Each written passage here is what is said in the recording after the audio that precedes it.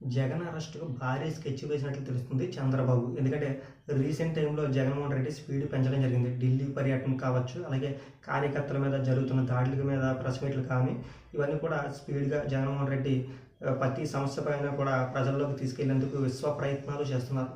అయితే జగన్‌మోహన్ రెడ్డి ఈ స్పీడ్ పెంచడాన్ని గమనించిన చంద్రబాబు అడ్డుకట్ట వేసేందుకు ఎక్కడికక్కడ శ్వేతపత్రాలతో అవన్నీ కూడా ప్రెస్ మీట్లు పెట్టి చెప్పడం జరుగుతుంది. జనాలకు వివరించడం జరుగుతుంది.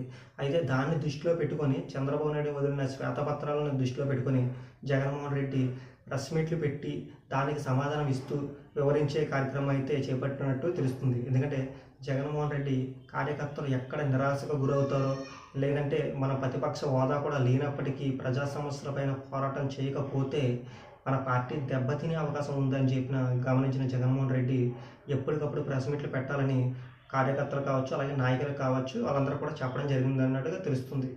అది తెలుసుకున్న చంద్రబాబు జగన్ స్పీడ్‌ని తగ్గించేందుకు భారీగా స్కెచ్ వేసినట్లు తెలుస్తుంది. ఎందుకంటే ఢిల్లీ పర్యటన చంద్రబాబు నాయుడు చేయడం జరుగుతుంది. అయితే ఆ ఢిల్లీ పర్యటనలో జగన్‌మోహన్ రెడ్డికి సంబంధించిన అవినీతి కేసులు కావచ్చు, అలాగే ప్రతీదీ కూడా బయటకు తీసేందుకు మోడీతో చర్చలు జరుగుతున్నట్లు కూడా తెలుస్తుంది. అయితే రేపో మాపో కూడా జగన్‌మోహన్ రెడ్డి జైలుకి వెళ్ళే అవకాశం కూడా ఉన్నట్టు తెలుస్తుంది.